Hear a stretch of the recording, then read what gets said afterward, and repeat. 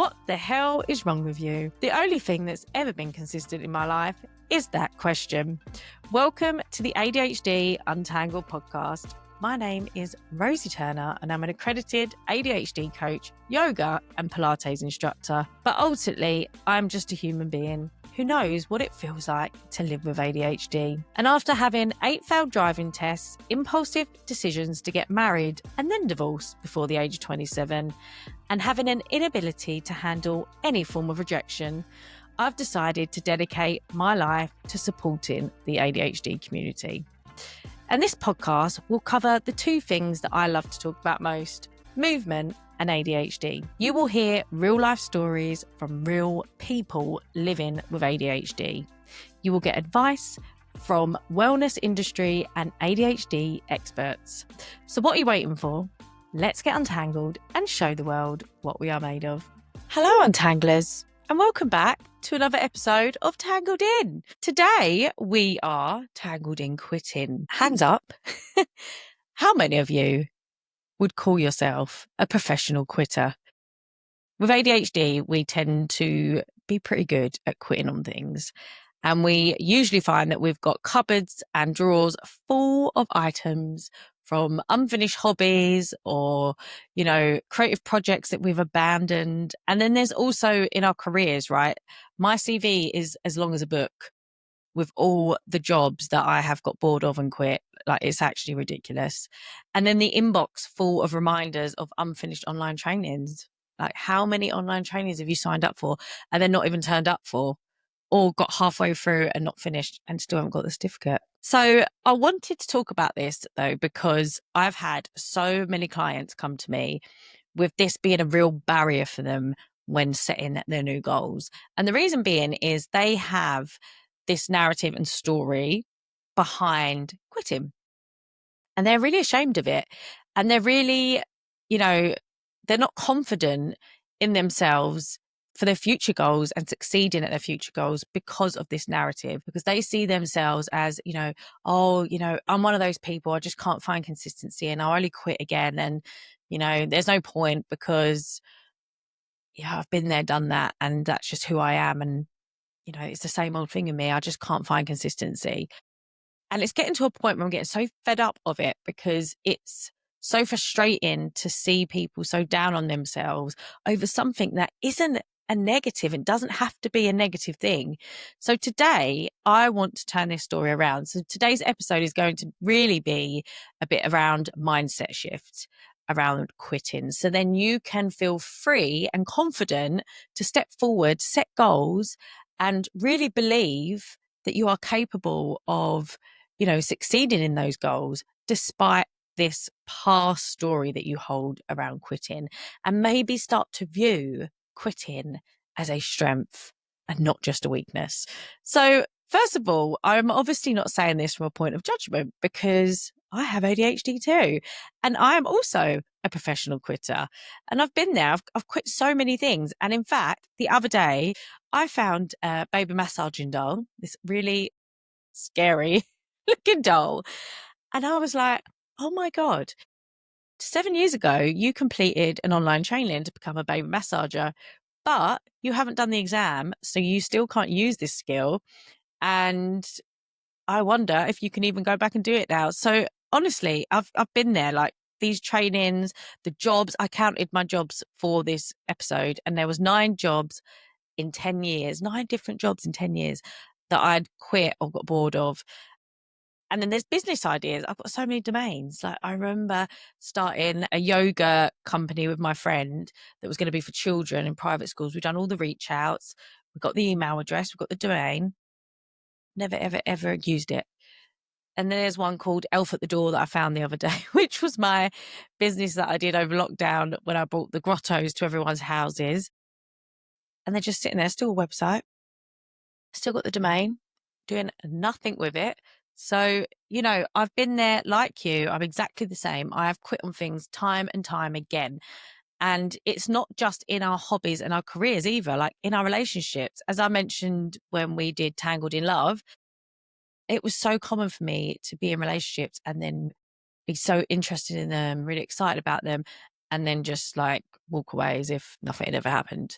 And exercise routines as well, getting bored of exercise routines and having all good intentions of staying with it and sticking at it and then quitting. I'm sure many of you can relate to that, because that is what I hear time and time again, is about exercise routines and not being able to find consistency and beating ourselves up because we've quit.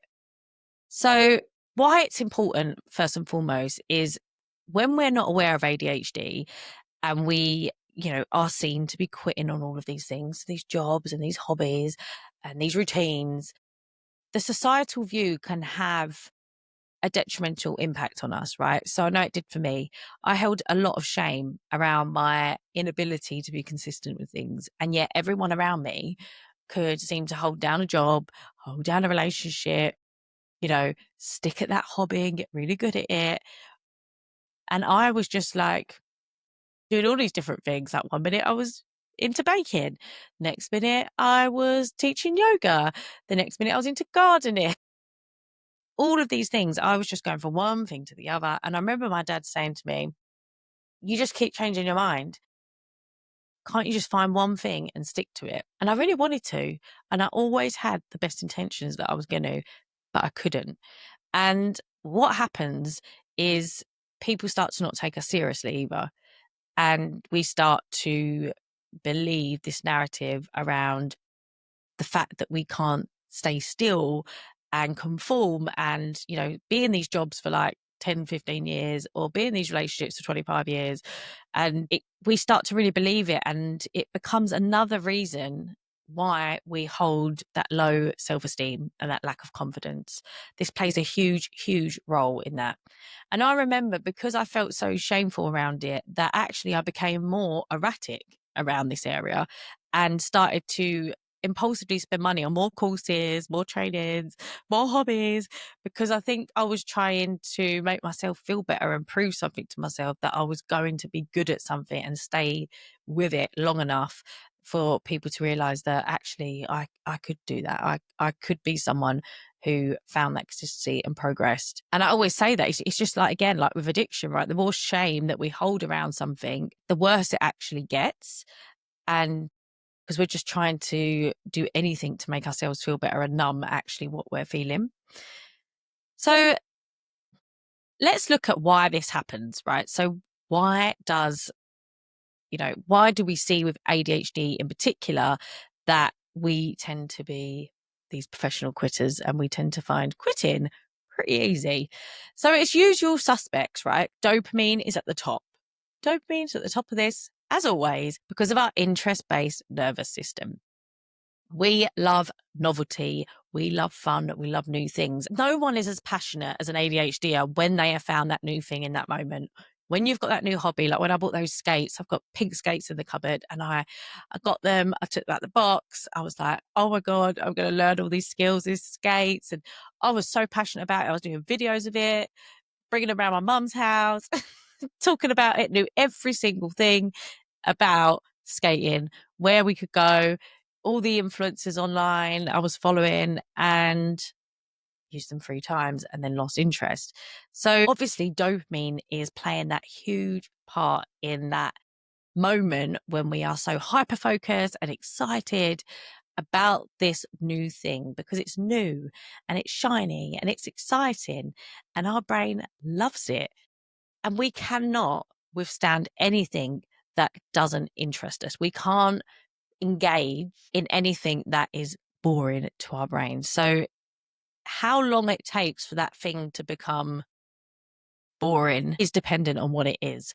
But as soon as it does, our brain will switch off and it will be like nothing's ever happened. And dopamine is actually, the reason that we have the interest and lose the interest is one that I can actually see the biggest strength in.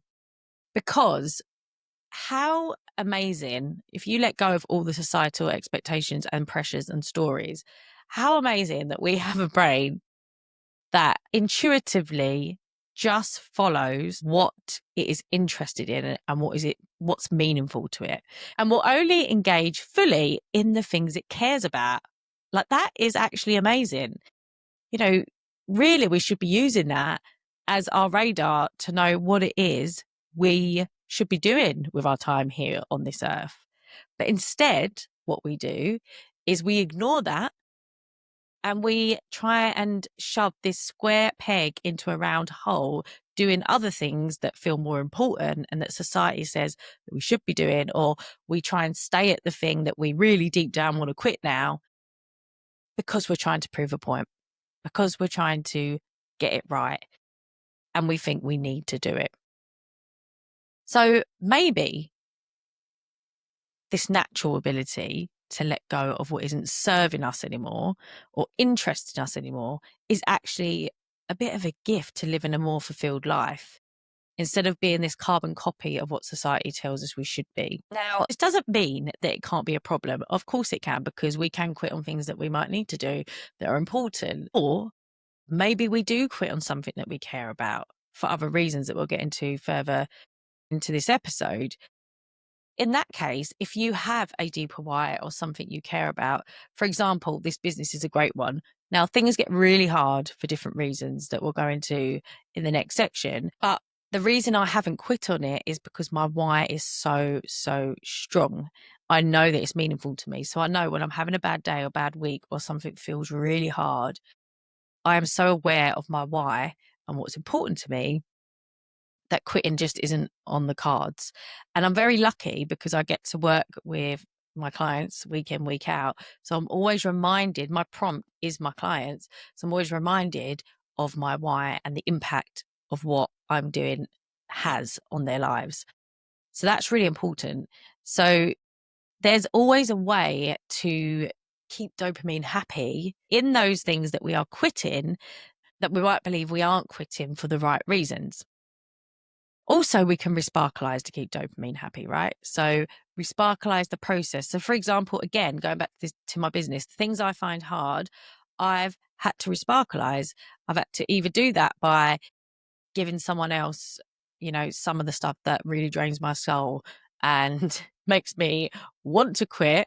And also starting in my place of strength. So if I've got to do stuff that I find a bit more difficult or a bit more draining, then knowing that that morning I need to do something from my place of strength first to get me energized. And that could be, again, being in nature, the morning routine, or it could be writing, because I know if I've done a bit of creative writing, I'm going to feel good about myself. And then I can go on to do the more challenging tasks. But asking for help in those areas is also really, really important. And I think is invaluable wherever you can. Now, the other reason that we see us quit on things quite easily is to do with overwhelm. Now, the reason we get so overwhelmed is because of our executive function and that 30% developmental delay, which means we struggle with various different things. But one of those things that's really important for what we're talking about today is goal prioritization. So knowing what it is we want to do, but not being able to break down the steps. So for example, I did a Pilates mat work training. Now, I was teaching Pilates already because I was doing reformer, and I was just doing this to have a bit of extra knowledge.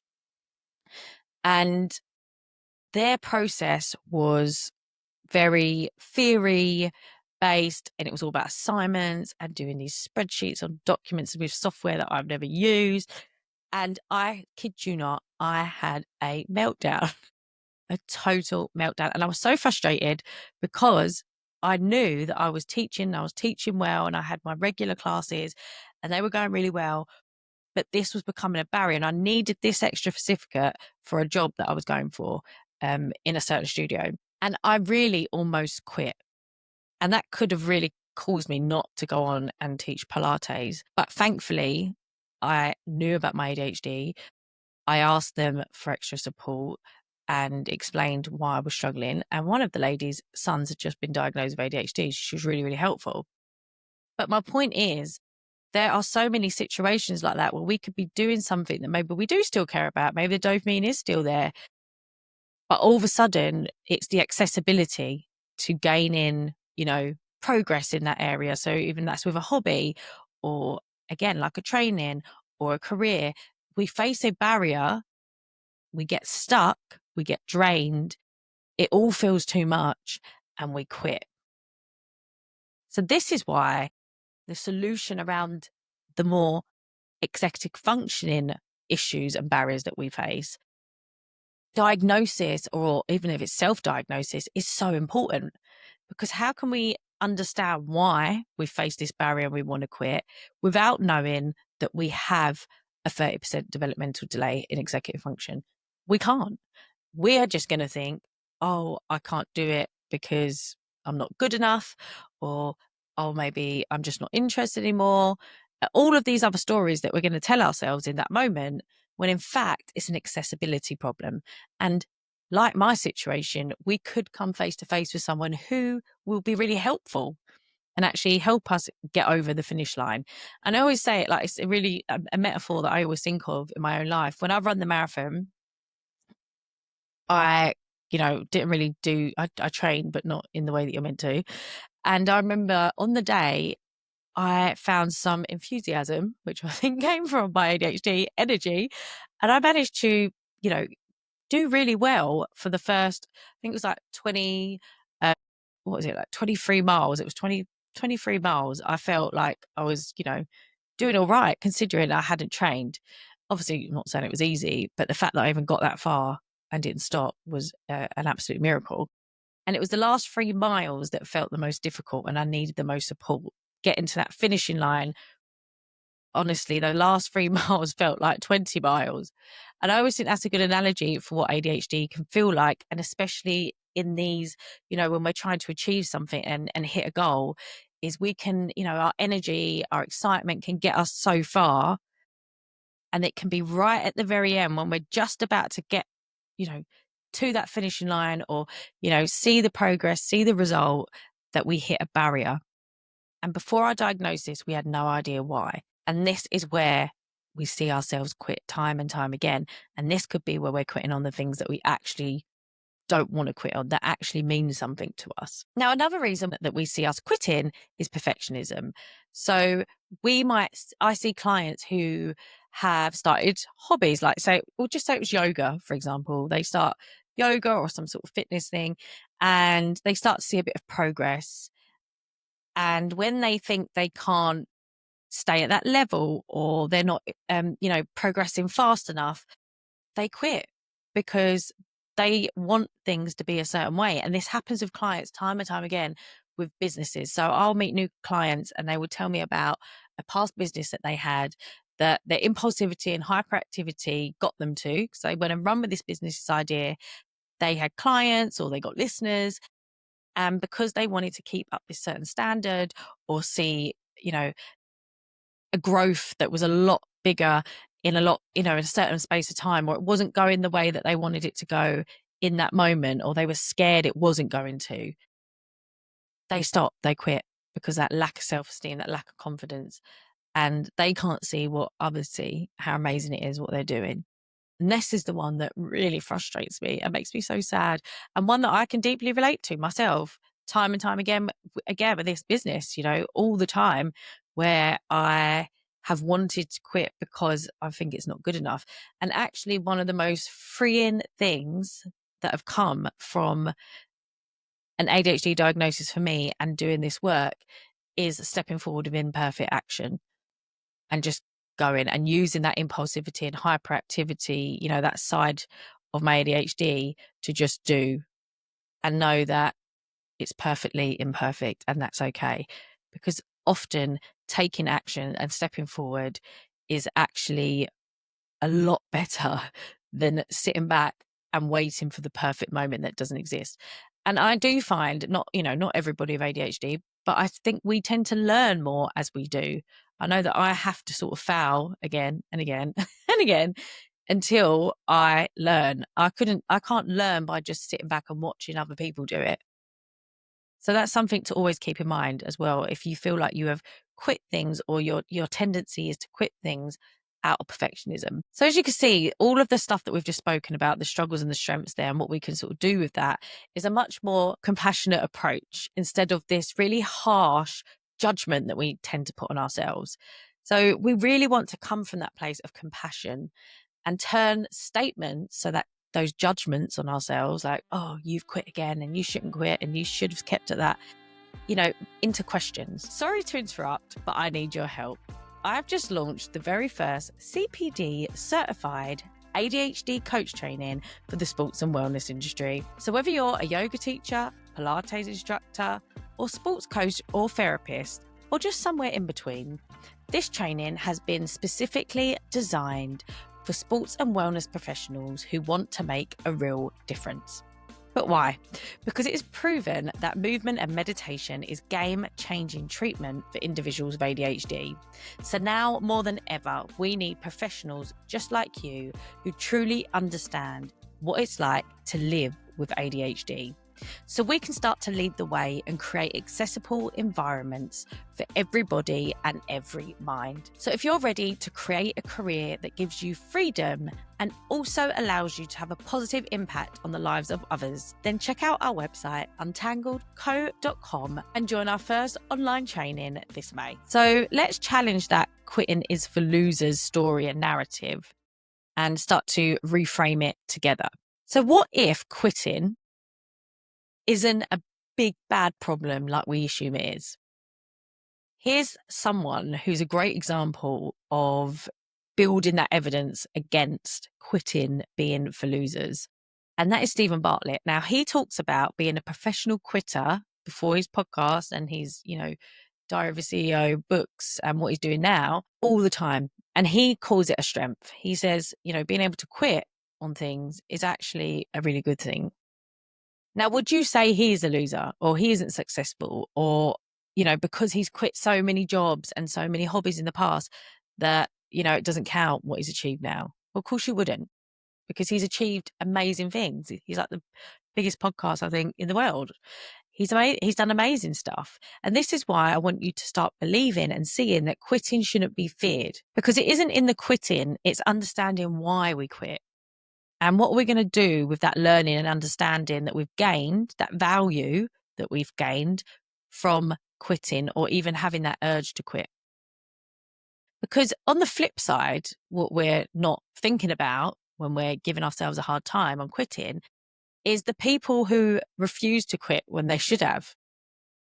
And if you look in, sports, for example, like boxers, how many boxers have continued, because probably to gain financial gain, but they've continued to do comebacks or just box longer than maybe they should have. And they could have ended their career on a high, but instead they carried on, maybe for the motivation of the money, but then ended their career on a low, on a loss. And the same thing for sequels, like film sequels or series. How many times have you seen situations like that where, your favorite film, an amazing film that you've gone to see, like the Joker, the Joker one that was amazing, and then you've gone to see the sequel and you're like, it's completely ruins it and it should have been left where it was. These are just some examples. I'm sure you can think of so many where there's situations that people haven't quit when the timing was right and they've tried to drag out, this amazing art or creativity or talent when it was just time to put the tools down and go and focus somewhere else. Now, there's an amazing book called Strength to Strength by Arthur C. Brooks, and it's one of my favorite books, and I really recommend you read it. And he talks a lot about, in particular, people in their careers as they grow older, not knowing when to give up and pivot into something else. And he talks a lot about us, instead of being the doers then or the creating these things, that actually what we've gained as we get older is wisdom. And this is where we should start to look at using our wisdom instead, like mentoring, for example, maybe, or teaching and things like that. But he also talks about that it's in Western society that we try and hold on to things and keep things the same, and we're a bit proud like that because we believe that when we die, that dying with more, and that's material stuff, or being able to achieve what we could achieve in our 20s, dying with more is success, seen as success. Whereas in Eastern societies, they have the opposite approach, and they believe actually the more you can strip away as you get older, so the less that you have when you leave this world, that's success. And I really like that.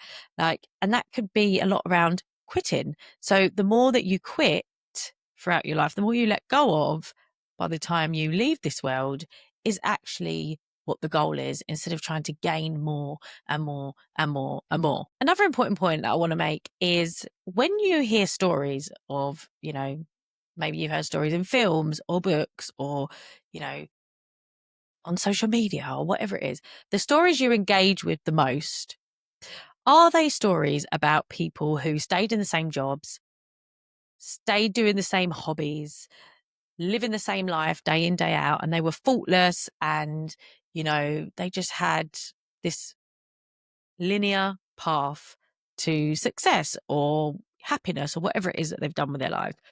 No. It is usually the people that have had stories around failures, quitting, rejection, the more roller coaster type stories that we tend to relate to more, that we tend to be more engaged with, and we want to hear and we want to know about.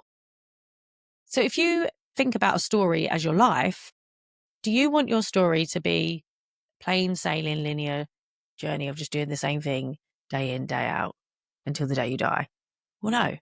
So how can you live a more fulfilling life if you're going to be afraid to quit on the things that you're not enjoying or feel a bit too hard? Maybe, the effort you're putting in for the reward you're getting isn't worth it. How are you going to live a story or create a story, a life story that feels meaningful to you if you are afraid to shred the things that aren't important to you? And just because the crowd is going a certain way, it doesn't mean that you need to go that way. You need to follow suit. And the fact that you're going to go on a different path or do stuff differently doesn't mean that it's wrong. Because whilst going with the crowd and people, that can stay in jobs for 15 years or relationships 15 years or whatever it is, isn't a bad thing. It's ordinary. And in my opinion, individuals with ADHD, we're not here to do ordinary. We're everything but ordinary. We are different. And we need to start embracing that. And I heard a quote the other day, which I absolutely love. And it said, to do something exceptional, we need to do something that is not ordinary. So if you want to live an exceptional life or an exciting life or just a fulfilling life or a life that feels authentic to you, then we're going to have to get used to embracing our uniqueness and get comfortable with quitting on things that we just don't want to do anymore. And that's okay. So here's where I'm just going to leave you with some coaching questions to think about. So this is around, how do we know when to stick versus quit? So going back to that questioning, we need to get curious. We need to stay curious. Why are you quitting? Why have you got the urge to quit? And first and foremost, we need knowledge. We need to understand how our brain works, what's important to us and what we care about before we can start to really understand, are we quitting this thing because it's not serving us and aligned to us anymore? Or are we quitting on something we care about because we're struggling with perfectionism and we don't believe that we're good enough? You can't understand why you are quitting or really start to work with these strategies until you start to understand yourself. And this is a lot of the stuff that I do with coaching with clients, is where we begin. It's the unmasking work. And that's reframing old limiting beliefs. That's working out what's important to you, what your values are, what authentic goals are to you, authentic actions to get to those goals are. That's how you're going to get comfortable with following your intuition and even being able to hear your intuition. You have to do the work first. You have to have the knowledge about who you are. And especially if you've had ADHD your whole life and not known, because we have been wearing so many masks until then. So you can't do this work. You can't expect to know if you're making wrong or right decisions or authentic decisions until you have an understanding of who it is you are and what it is you want to do. A big red flag is language that you're using around it. So if you're using a lot that word should, for example, or I must finish it, I must finish this thing, then these are really big red flags, because a should tells me that this is about external validation or trying to fit in, or it's like, oh, I should be doing it. It's not I want to do it or I'm excited to do it. It's a should. And when people say, oh, I must finish it, I must do it, it's more, that's like a proud thing, oh, I must do this thing. Well, why must you? Why must you stick at this thing is what I want to know. Where is that coming from? Is that a fear-based thing? Or is it, I must finish it because I really, want to get this over the line because it's so important to me? Or is it, there's going to be a consequence otherwise, so I need to do this thing? And then if you're really stuck and still understanding if your decision to quit on something is something you care about, or if it's out of fear, then there's a few other questions you can start to ask in this situation where you're not clear if you're giving up this thing that you care about or you want to do, or if you're just giving up this thing out of fear.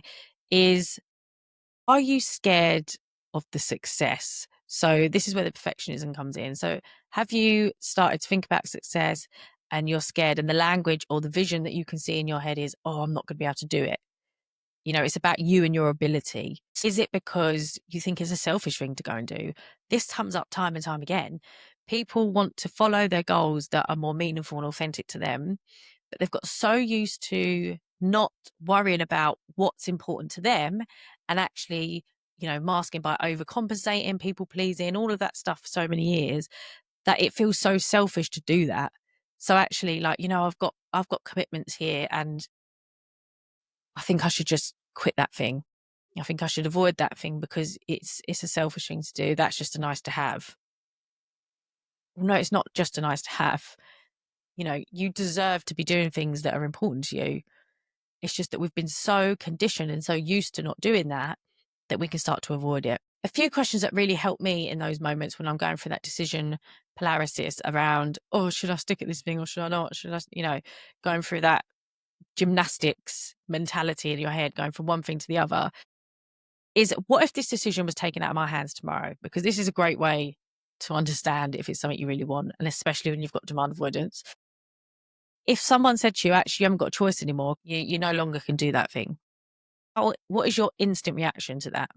And I always do this role play a lot with my clients. And another thing you could do, and I normally do like a eulogy task with my clients anyway, that's a bit of a longer task, but this is just a shorter version of it and a question prompt that you can use in the moment. If you got to the end of your life and you didn't quit on this thing, how are you going to feel? Or the opposite, vice versa. If you got to the end of your life and you did quit on this thing and you made time and space for something else that was more important, how are you going to feel? Because we don't, future thinking is really, really hard for us. So getting your brain to future think how it might feel in the future is so important when it comes to this stuff. Another really great strategy is to practice before you quit. So practice saying, you could say it in a mirror, you could say it on your phone, you could film it, or you could just do it in your head, on your walk, whatever it is. Practice quitting the thing. So sending the email saying I'm pulling out, or, unsubscribing from your training, or finishing your membership at the yoga studio, whatever it is. Practice doing it and notice how it feels in your body. So this is when that body mind connection thing, we want to start bringing the two together. So embodying both. I noticed such a difference, that what I feel in those moments when so the other day I was meant to go and do an event that's happening in the summer, to go and teach somewhere, a festival really far away. And I'd said yes to it before. And it kept hanging over me in my head thinking, oh, I do want to do this thing, it'd be really good, blah, blah, blah, blah. And I kept being distracted by it. So I mentioned it to Daisy, who works with me. And we just practiced me, saying no, saying, oh, I don't want to do this thing.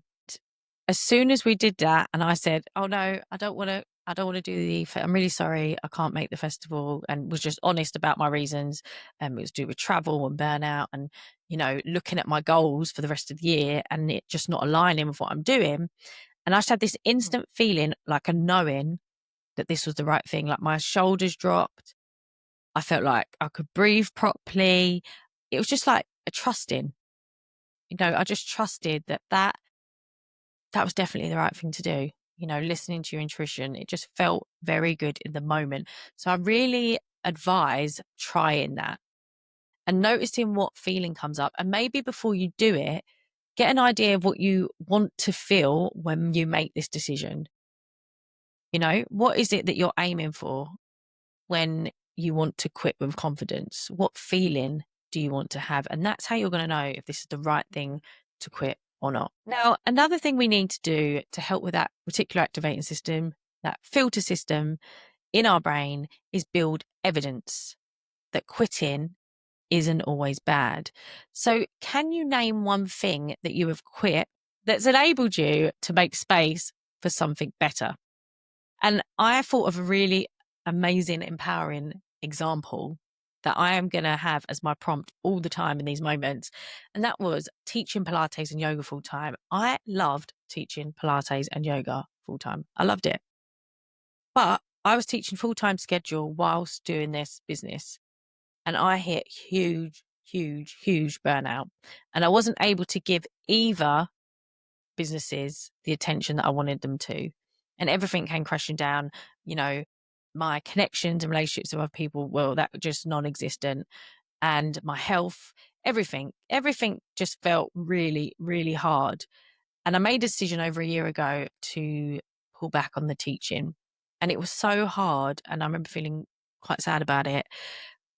But at the same time, I knew it was the right thing. I felt instantly freed because I knew that I was making space for something that felt much more important and meaningful right now. And that was ADHD Untangled. And I'm so glad that I had the confidence to do that, because at the time I was thinking about people that I was going to let down, that give me opportunities. This had been my passion for so long, to leave the corporate world and go and teach. It wasn't an easy decision. It wasn't an easy thing to go and quit. But if I hadn't done that then, I would not be doing this now.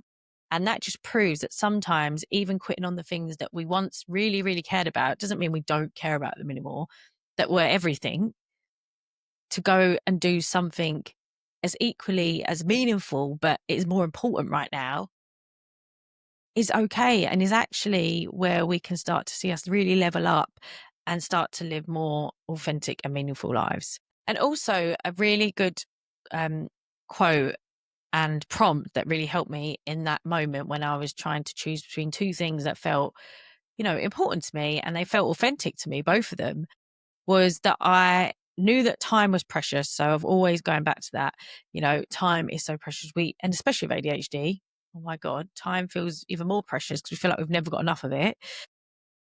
So what am I saying no to by saying yes to this thing is such a good question and prompt to ask yourself in these moments, because every single time that we're not quitting on something that maybe we should be, we are saying no to something else.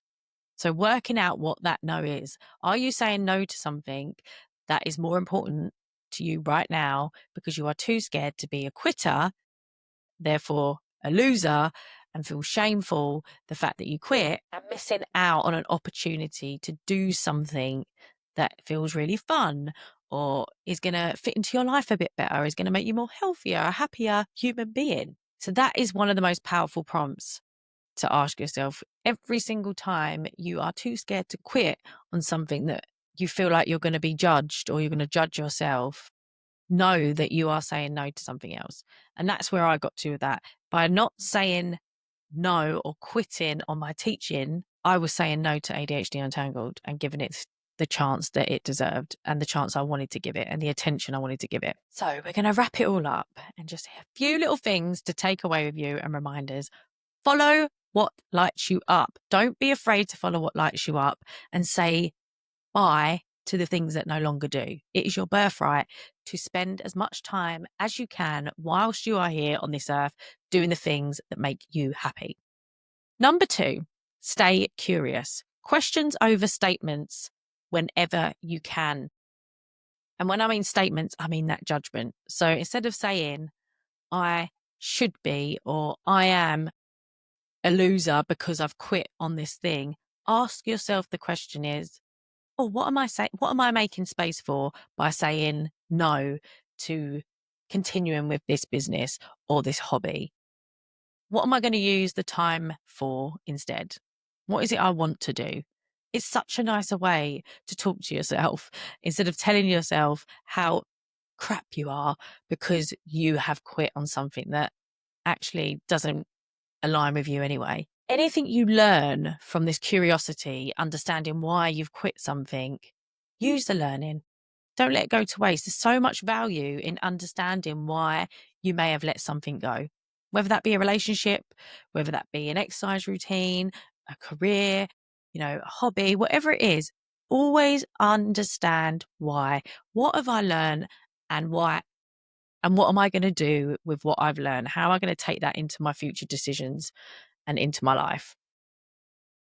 And last but not least, memento mori. I love that. The Stoic saying, remember you will die. Life is short. Please stop beating yourself up for quitting on the things that you're no longer interested in. So here's to continuing to quit on things that no longer serve us. Be kind to yourself and let's get untangled. Thank you so much for joining me on the ADHD Untangled podcast. I hope that these episodes are inspiring you to step forward with confidence despite the struggles that you face with ADHD. If you want to find out more about ADHD coaching, retreats, trainings, then check out my Instagram, ADHD_untangled, or my website, untangledco.com. Let's get untangled and show the world what we are made of.